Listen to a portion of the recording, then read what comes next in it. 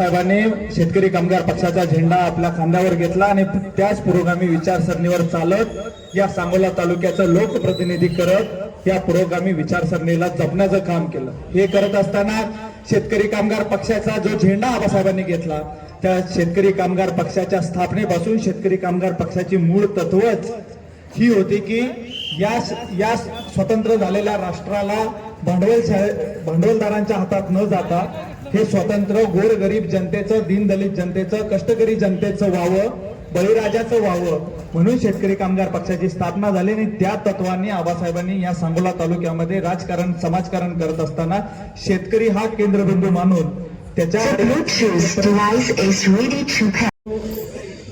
प्रश्न तिथं निर्माण करून त्याच्यावर वाचा फोडून त्याला अनुदान कसं मिळण्यासाठी फळबागा लागवडीसाठी अनुदानाची सोय केली। त्याचं ते पीक जगेल याच्यासाठी शेतकऱ्याच्या पिकामध्ये शेतीचं पाणी मिळावं आणि ते शेत पीक जगावं यासाठी आबासाहेबांनी शेतीच्या पाण्यासाठीही इथं योजना आणल्या।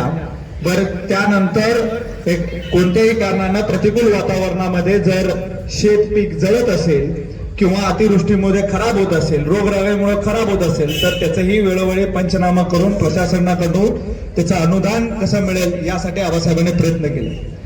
आता लोकप्रतिनिधी येणार आहेत की म्हणणार आहेत की आम्ही पाणी त्या भुरळ घालण्यासाठी खोटा बोलणार आहेत। तुम्ही आम्ही सर्वजण साक्षीदार आहात की आटपाडी सारख्या ठिकाणी आबासाहेबांनी नागनाथ अण्णा नायकोडे यांच्या अध्यक्षतेखाली त्या पाणी परिषदा भरत होत्या। याचे साक्षीदार इथले जे सर्व ज्येष्ठ मंडळी आहेत, इथून आपण गाड्या भरून त्या परिषदांना जात होतो।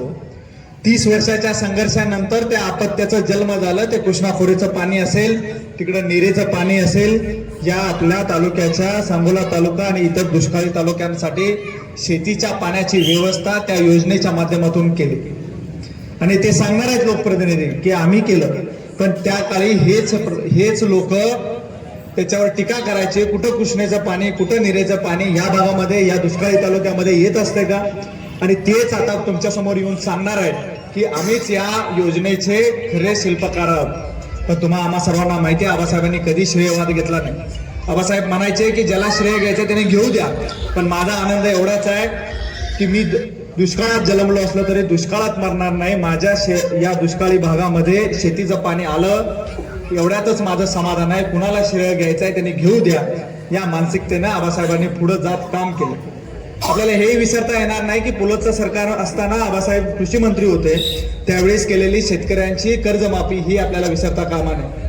महाविकास आघाडीचे नेते शरदचंद्र पवार साहेब त्यावेळेस 2009ला कृषी मंत्री झाले होते। आपण इथूनच माड्यातून त्यांना निवडून दिलं होतं। तर त्यावेळेस 72,000 कोटीची कर्जमाफी केलेली ही शेतकऱ्यांच्या पाठीशी राहण्याचं या दोघांनी ताकदीनं काम केलं, बळीराजाच्या पाठीमागे राहण्याचं काम केलं, ही आपल्याला विसरता कामा नये। आणि हे मागच्या 5 वर्षामध्ये आपल्या लोकप्रतिनिधीकडून कुठं होताना दिसत नाही।